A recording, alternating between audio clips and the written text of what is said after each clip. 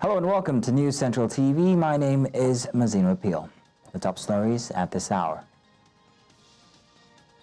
President Tinubu pays tributes to soldiers killed in Borno attack. Gunmen kidnapped 2 Catholic nuns in Anambra. And Mozambique opposition leader returns from exile amidst escalating post-election turmoil. Details following now. Let's start by telling you that President Bola Tinubu has expressed his condolences to the military and families of 6 soldiers who lost their lives in the January 4, 2025 attack on the Sabongida Army base. In a statement released on Thursday by his Special Advisor on Information and Strategy, Bayo Nanuga, the president praised the bravery and sacrifice of the fallen soldiers, emphasizing that their contribution to national security will never be forgotten. Tinubu commended the Army, the Nigerian Armed Forces, for their swift and decisive response to the dawn assault, which demonstrated their resilience and commitments to safeguarding the nation. He reaffirmed his administration's dedication to eradicating terrorism and banditry, promising continued support for the military in the face of evolving threats. The attack, which claimed 6 lives, was met with a robust counteroffensive by the armed forces, underscoring their determination to uphold peace and stability across the country. And the Defense Headquarters, the DHQ, says 34 terrorists have been killed in a firefight with troops deployed to Sabongari village in the Damboa LGA of Borno State. In a statement on Wednesday, Edward Buba, Director of Defense Media Operations, said the incident occurred on January 4 after the terrorists riding motorcycles attacked the troops. Buba noted that the terrorists had attempted to surprise the troops in retaliation for the recent killing of their commander and combatants. He said the reinforcement team encountered an improvised explosive device which injured the vigilante commander.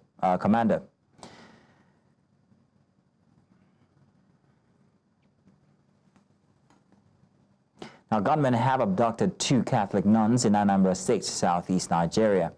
The incident happened on Tuesday evening along the Ufuma Road in Urumba, North Local Government area of the state.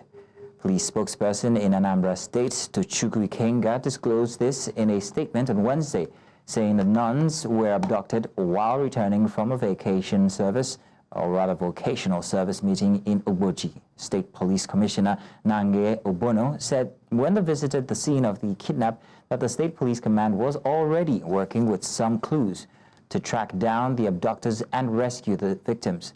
Cases of abduction for ransom in Anambra State have increased in recent times, with civil servants, business owners, politicians, and even students becoming targets. Now, let's also tell you that a young lady has been arrested by the police in Delta State, South Nigeria, after conniving with her boyfriend to deceive her parents that she had been kidnapped, whereas she deliberately faked the kidnap to obtain a huge sum of money as ransom from her parents. A ransom of 2 million naira was demanded from the parents while she was taking refuge at the boyfriend's house, where the plot was hatched.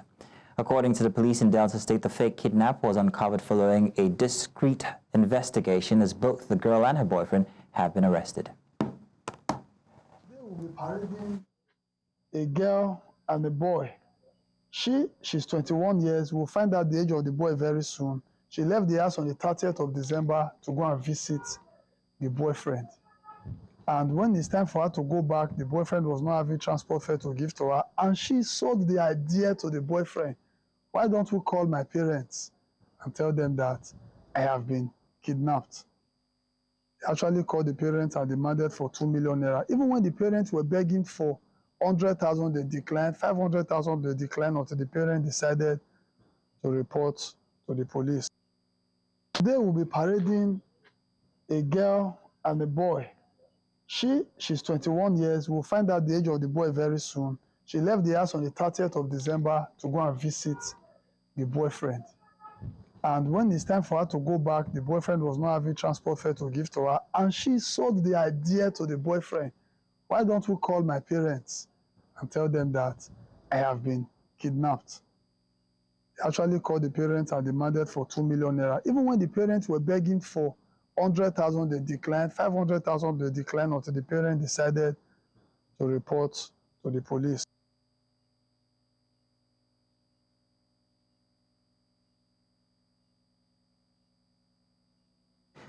The Nigeria Police Force, alongside a lawmaker representing Kano, has initiated efforts to reunite 59 children allegedly trafficked from Kano State with their families. Now, this followed the arrest of a suspected trafficker, Idris Ibrahim, by the FCT police commander on his way to Nasarawa State and subsequent handover to the lawmaker in Abuja. Our correspondent, Idong Joseph, has more on this story.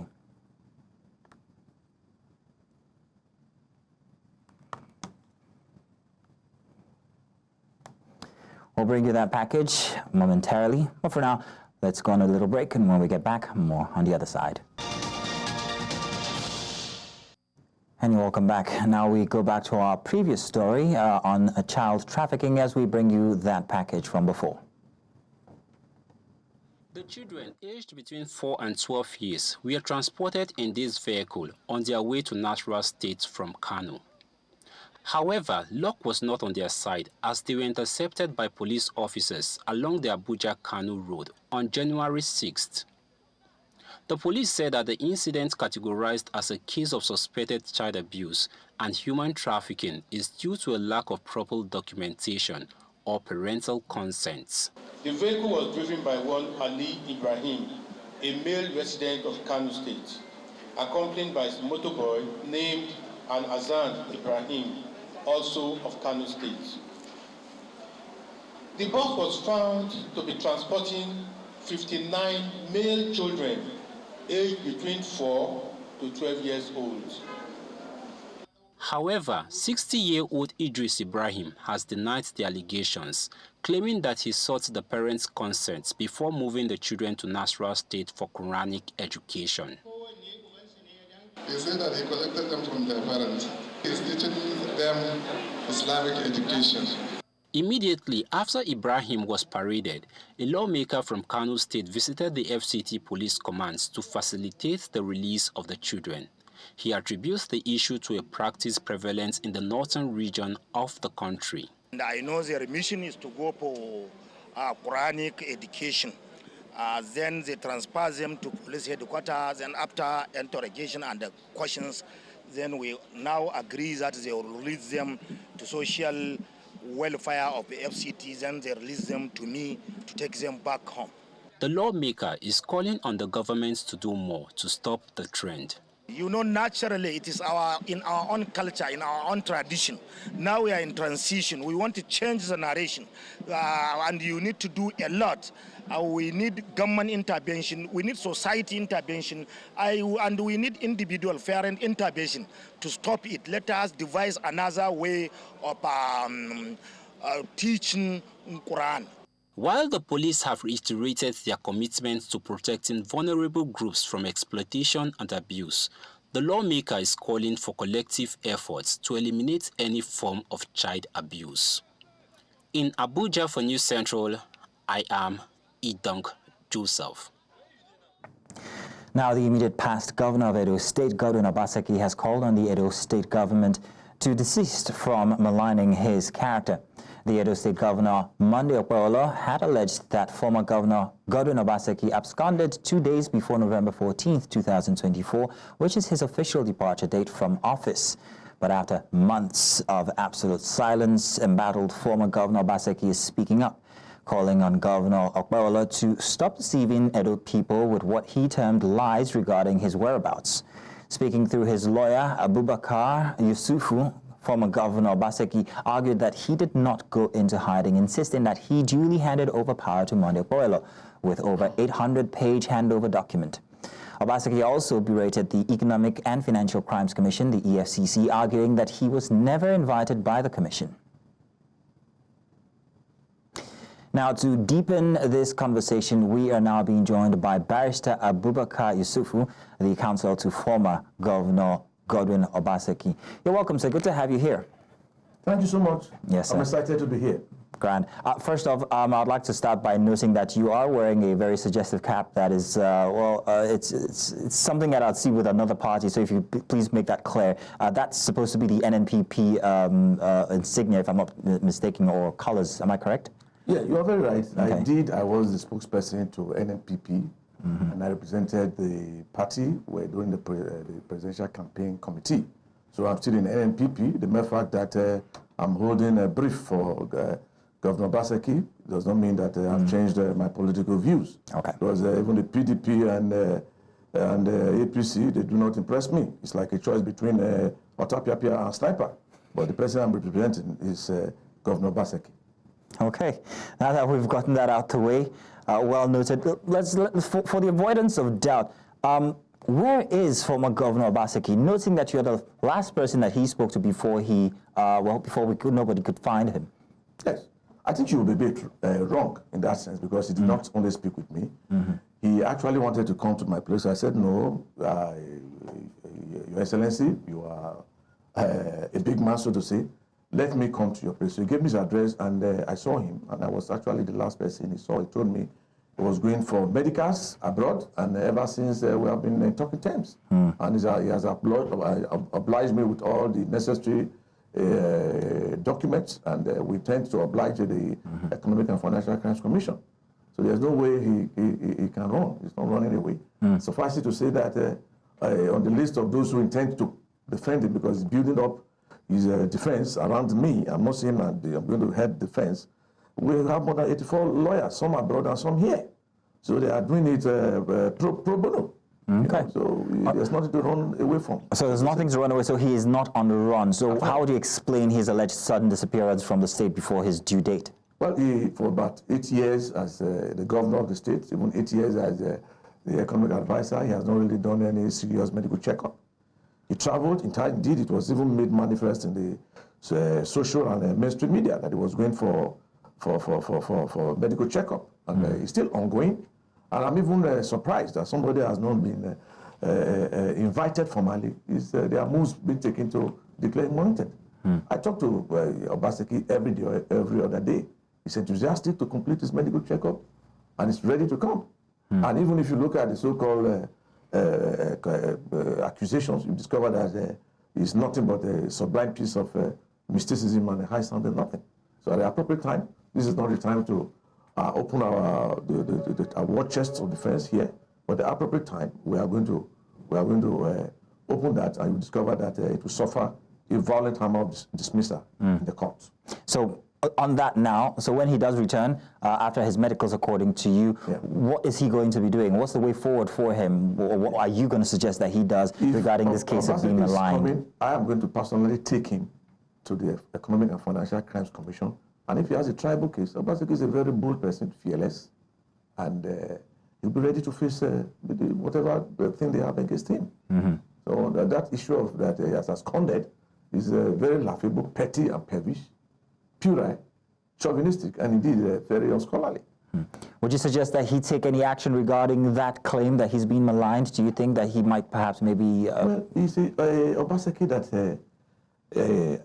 I met that day does not look a vindictive person. He's very ready, he's very anxious to clear his name. And he's not hiding, he has not fled the country. And only yesterday you discovered that the New York Times, you know, they actually made the Edo State the 52nd most desired destinations in terms of tourists because of this Museum of West African Arts. He has achieved a lot, and he has to come back and consolidate same. Okay, so when would he be coming back then? Well, that depends on the medicals, the outcome of the medical report. It's only a man that is alive, that is well and healthy, that can respond to charges. But as far as I can say, I'm not only ready to, to lead that movement to Economic and Financial Crimes Commission. I'm also ready to even stand for him as a shorty against our professional ethics, because I know he's not running away, and he will not run, even though he's going to be accorded the constitutional right of bail. I'm ready to stand for him, like every other lawyer on that team. Okay. Well, thank you very much, Mr. Abubakar Yusufu. We will be expecting to hear more about him or from you in the nearest future. Thank you very much for coming. Thank you very much. You're welcome. Now moving on, Lagos State Governor Babajide Sanwo-Olu on Thursday signed a budget estimate of 3.366 trillion naira appropriation bill for 2025 into law. Governor Sanwo-Olu gave his assent to the appropriation bill tagged the Budget of Sustainability at the State House, Alausa Ikeja.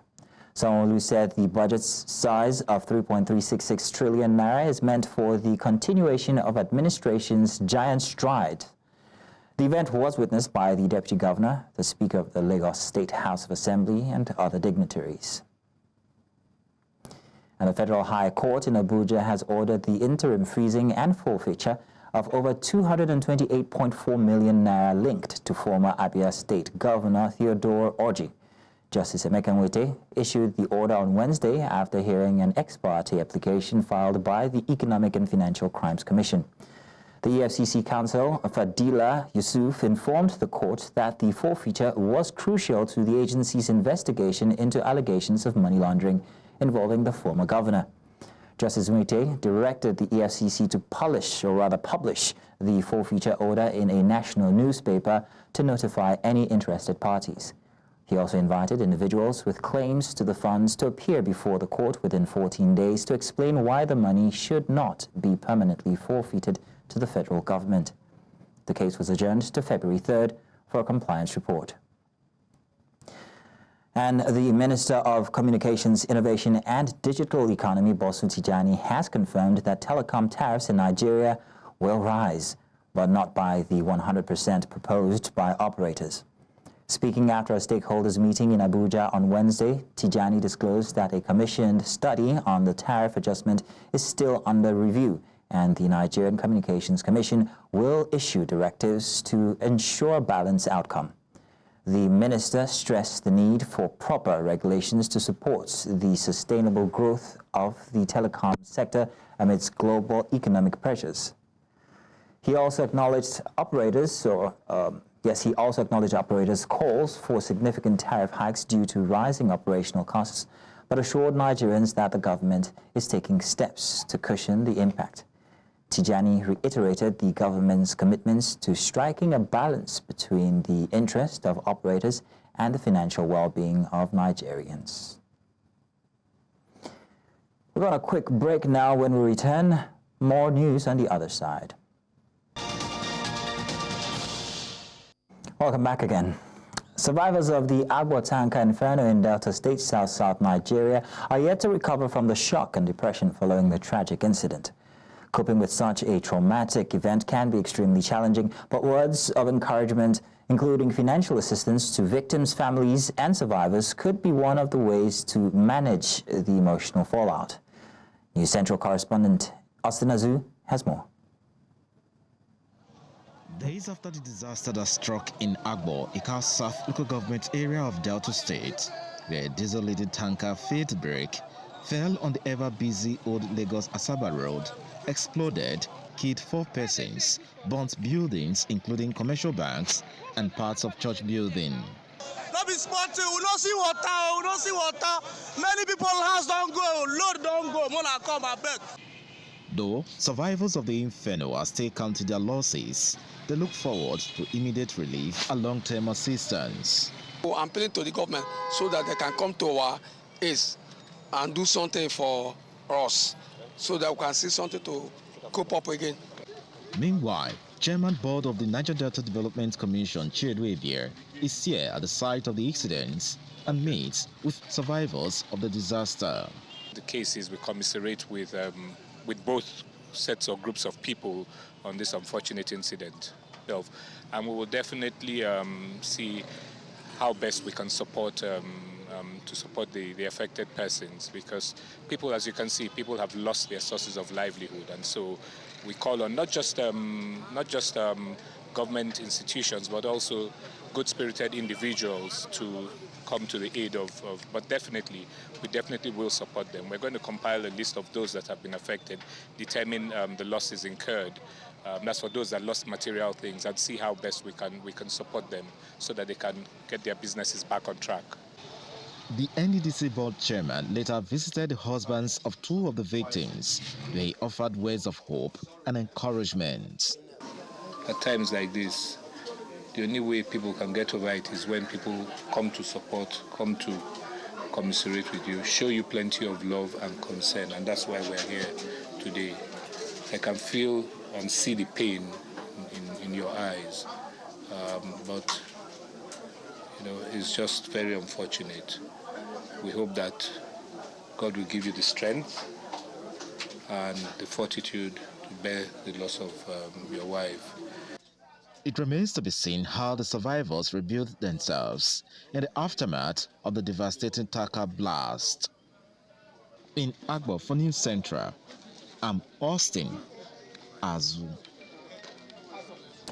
The multinational Joint Task Force, as part of efforts to strengthen regional solidarity, has awarded medals to officers and men from Nigeria, Chad, Cameroon, and Niger for their contributions to the ongoing fight against insurgency in the Lake Chad region. This MNJTF provided support for two soldiers and the families of those who lost their lives in the fight against insurgency in the Lake Chad. News Central's Omar Kirao completes the report.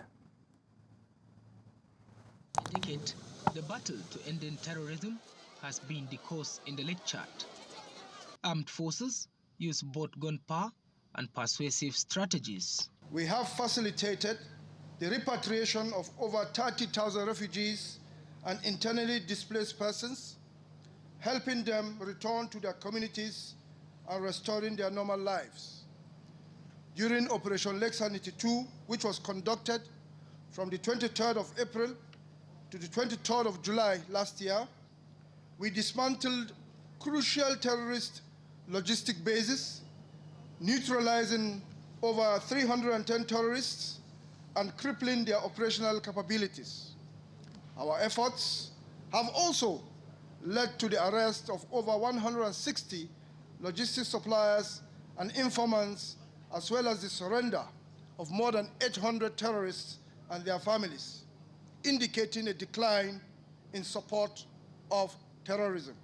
Political leaders, traditional and members of the diplomatic corps, among others, converged here to honor the selfless sacrifice of the men and officers of the MNJTF. Hamid Usman, a soldier who lost both limbs amidst battle, smiled as he received support.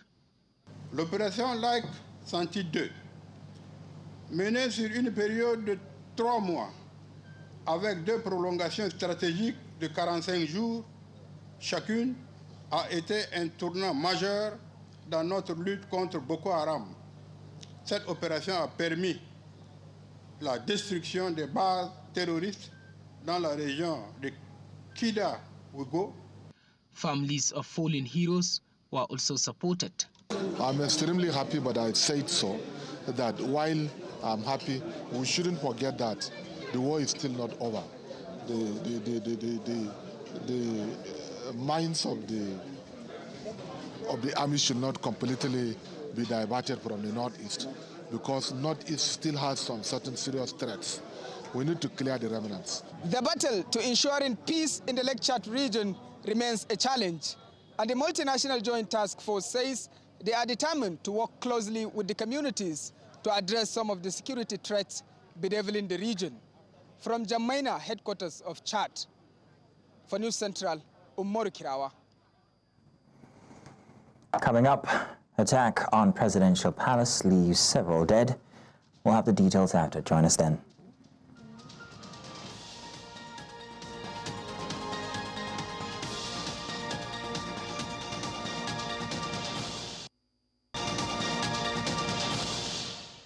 Welcome back. Now, Mozambique's main opposition leader, Venancio Mondlane, returned from over 2 months in exile on Thursday, declaring his readiness to participate in talks over the disputed October 9 elections that have sparked deadly protests. Mondlane, who claims the election was stolen from him, arrived at Maputo's main airport, where he was greeted by a large group of journalists. Despite calling on his supporters to meet him, security forces restricted access to the airport. The opposition leader has accused the ruling Frelimo party and its candidate Daniel Chapo of rigging the elections in Chapo's favor. Chapo is scheduled to be sworn in on January 15. Authorities have called for dialogue to resolve the dispute and ease the tensions, which have led to weeks of violence and unrest.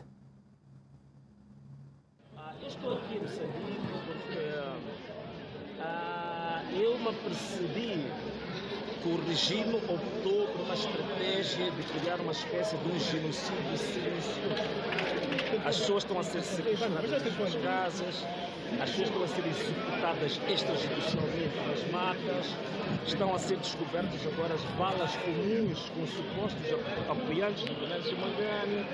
Há um crescimento geométrico de assassinatos e eu acho que não posso estar ao fresco, bem protegido, quando o próprio povo se está no suporte da minha própria candidatura, dos meus valores, está sendo massacrado.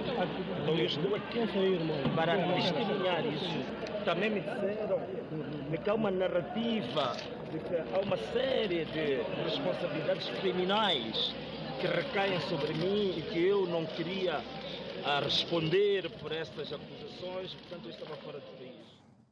Chad's government has downplayed the recent assault on its presidential complex, rejecting claims that it was a terrorist act. Government spokesperson and Foreign Minister Abdurrahman Kulumala, addressing the nation on state television, described the attack as disorganized and incomprehensible. Kulumala revealed that the assailants had attacked 4 guards before breaching the complex, where they were easily overpowered. He added that the surviving attackers appeared to be completely drugged and posed no significant threat to the nation. Chad, under military rule, frequently faces security challenges, particularly from Boko Haram militants in the Lake Chad region bordering Cameroon, Nigeria, and Niger. The country recently terminated a military agreement with France and has been accused of meddling in Sudan's ongoing conflict. Ce qui s'est passé est une attaque de 25 assaillants, 24 plus précisément, une sorte de ramassis de bandes nickelées qui sont venus avec des armes de coupe-coupe, des couteaux. Ils sont descendus de façon violente et ils ont poignardé les 4 gardes qui étaient présents. Ils ont tué un et blessé grièvement 2 et un autre est blessé, mais sa vie n'est pas en danger.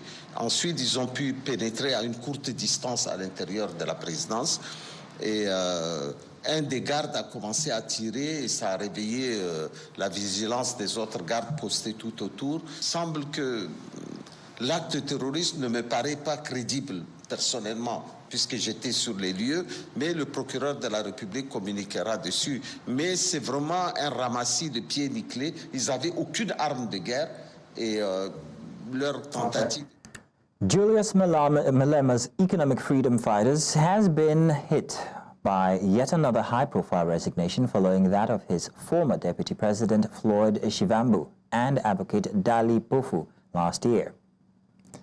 Another prominent member, Dr. Mbuyiseni Ndlozi, has resigned. This was announced by the party in a statement on Thursday, the 9th of January. Ndlozi's resignation has been anticipated since the EFF's third elective conference in December 2024, where he was notably absent. The departure of Mbuyiseni Ndlozi from Parliament is a significant development that has sent shockwaves through the economic freedom fighters. As a senior leader and former spokesman of the party, Ndlozi's resignation is not just a personal decision, but also a reflection of the internal turmoil that has been brewing within the EFF. Now, we're being joined by Professor Nkisikelelo Breakfast, a political analyst in Eastern Cape. So Breakfast, you're welcome. Good of you to join us here this afternoon in Nigeria. Thank you very much. So what's your initial reaction to Ndlozi's resignation from Parliament? Did it surprise you, or did you see signs of this from before?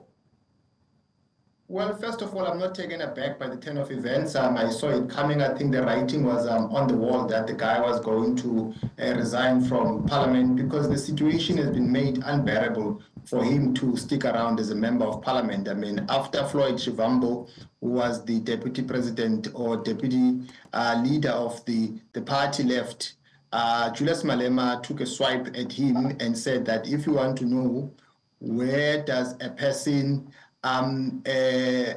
belong to this debate between the EFF and MK, you must look at the spouse.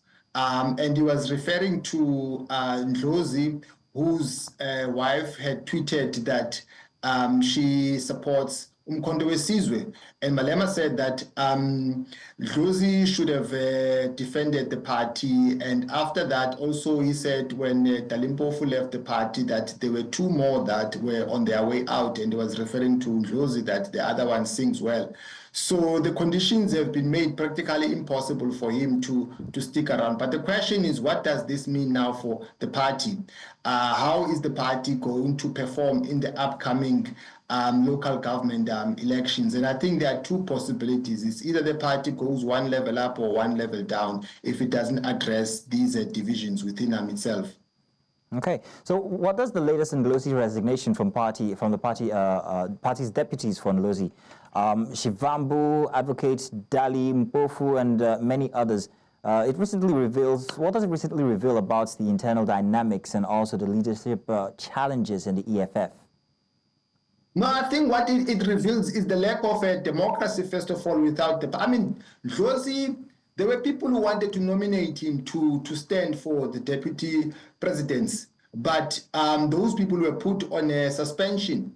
The way he was treated, I think it's a bit unfair without getting embroiled in the factional battles of the party. I just think that it was an erosion of his rights.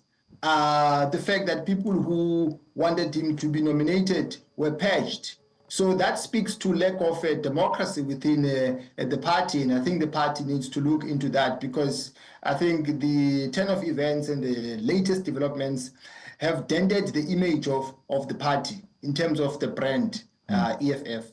I'm glad that you actually went there because I was going to ask if you think that they can rebuild or regroup after this resignation by Ndlozi.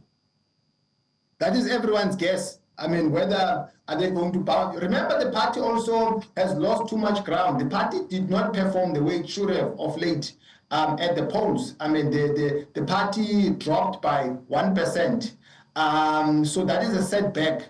And if this issue of misinterpretation of democratic centralism, a problem which has tended to embed itself in socialist political parties of making decisions on top, bringing them down to the bottom in the name of democratic centralism.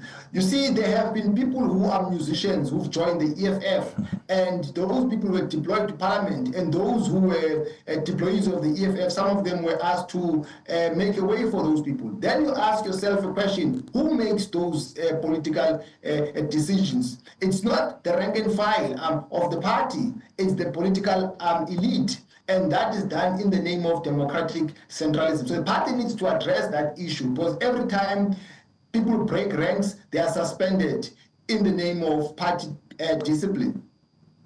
Well, this is Kilelo Breakfast. I want to say thank you very much for giving us your expert view on the matter. Thank you. Welcome back again. Now, a wildfire in Los Angeles has claimed the lives of at least 5 people. Officials say the firefighters battled fresh fires, one of which is in the city's world-famous Hollywood sign.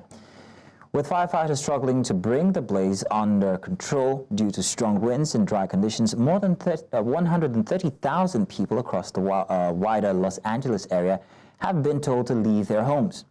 The new evacuation zones include neighborhoods of Santa Monica, which is well known for its pear, and the Hollywood Hills, where a new fire known as the Sunset Fire began on Wednesday. Los Angeles Fire Department Chief Christine Crowley says on Wednesday that the largest of the fires, the Pacific Palisade blaze to the west of the downtown Los Angeles area, had surpassed 15,800 acres and still growing. For more on this, I'm joined by our international correspondent, Afia Hagen. Afia, good afternoon. Thank you for joining us once again. Please, if you will, can you tell us what the latest is on the fires raging in LA at the moment? Well, that Palisades fire that you spoke of, that's been called the most destructive fire in Los Angeles history, and that is now over 17,000 acres, 17,234 acres, and at 0% containment. There's another 4 fires burning: the Eaton fire, 10,000 acres, the Hearst fire, at least 1,000 acres, the Lydia fire, 350 acres, and the Sunset fire, which is at least 50 acres as well. Thousands and thousands of homes have been destroyed and thousands of people have been evacuated as well. Now, incoming President Trump is squarely laying the blame at the feet of the California governor, Gavin Newsom, today on his Truth Social site, saying it's a mistake of the governor, and you can say the administration. They didn't have any water, they didn't have any fire hydrants. The governor has not done a good job. There was some issues with water pressure in fire hydrants earlier on in the day yesterday, but that's thought to be resolved. Now, President Joe Biden is attending the funeral of the late President Jimmy Carter today in Washington. After that, it was thought he was supposed to be heading to Italy on his final state visit of his presidency, but that visit has now been cancelled, and he will be staying in the United States to monitor the situation in Los Angeles. So here in Africa last year, we saw the effect of the El Nino instance and how it affected countries with floods and all. So what part does climate change have to play with these fires in Los Angeles? Climate change is playing a huge part in what has happened in Los Angeles. So they usually have a fire season, and that's usually till about sort of May to October. So to have a fire like this in January, to have a fire like this, first of all, is completely unprecedented. But to have fires in January is unprecedented as well. So what's happened is you had a very dry season. Then you had a lot of rain in a short space of time, which created a bloom. So there was lots of vegetation, and then lots of dryness again. Couple that with the Santa Ana winds, which are the winds that blow traditionally at this time of year, that can get up to 100 miles per hour. Dry conditions, sunshine, and once one little spark catches fire, the embers are what makes it spread, and those are spread by those high Santa Ana winds, 100 to 150 miles per hour. Perfect conditions to have such a ferocious firestorm is essentially what it is and what we have now. And that's squarely due to climate change, lack of rain, lots of rain in a short space of time, dry conditions, and these unusual winds have brought about this terrible situation. If you would please summarize your next response. I'm going to ask about the celebrities and Hollywood being the home of entertainment. How's that affected things there? Well, yes, entertainment has been greatly affected. You have the Critics' Choice Awards, which is due to take place this weekend. That has been postponed for a couple of weeks. The BAFTA Tea Party was supposed to go ahead. That has been postponed as well. Oscar nominations were due to be in by the 17th of January, being extended by a couple of days. And lots of filming has been stopped on major series, including Suits, Ted, and Grey's Anatomy. Those have been put on hold at the moment. I want to say thank you very much, Afia Hagen, for bringing us more information on the fire.